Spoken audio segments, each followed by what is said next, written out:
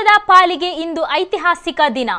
ಇಂದು ಸಂಜೆ 6:04 ಗಂಟೆಗೆ ವಿಕ್ರಮ್ ಲ್ಯಾಂಡರ್ ಚಂದ್ರನ ಅಂಗಳವನ್ನು ಸ್ಪರ್ಶಿಸಿದ್ದು ವಿಶ್ವಾದ್ಯಂತ ವ್ಯಾಪಕ ಪ್ರಶಂಸೆಗೆ ವ್ಯಕ್ತವಾಗಿದೆ.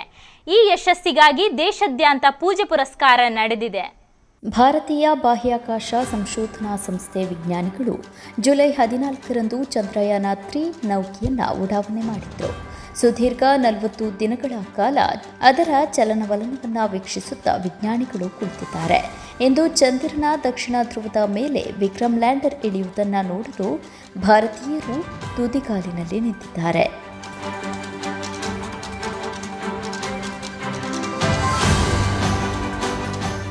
ಹೌದು, ಇಂದು ಸಂಜೆ ಭಾರತ ಚಂದ್ರಯಾನ ನೌಕೆಯ ಸೇಫ್ ಲ್ಯಾಂಡಿಂಗ್ ನಡೆಯಲಿದ್ದು ಈ ದೌತ್ಯ ಯಶಸ್ವಿಯಾಗಲಿದ್ದು ದೇಶದಾದ್ಯಂತ ಪೂಜೆ ಪ್ರಾರ್ಥನೆ ಸಲ್ಲಿಸಲಾಗುತ್ತಿದೆ. ಅಂತೆಯೇ ಇಂದು ವರ್ಕಾಡಿ ಶ್ರೀ ಕಾವಿ ಸುಬ್ರಹ್ಮಣ್ಯ ಕ್ಷೇತ್ರ, ದೇವಂದಪಡ್ಪು ಶ್ರೀ ಮಹಾವಿಷ್ಣು ದೇವರಿಗೆ ಹಾಗೂ ನೆತ್ತಿಲಪದವು ಶ್ರೀಕೃಷ್ಣ ಮಂದಿರದಲ್ಲಿ ಪೂಜೆ ಸಲ್ಲಿಸಿ ಪ್ರಾರ್ಥಿಸಲಾಯಿತು.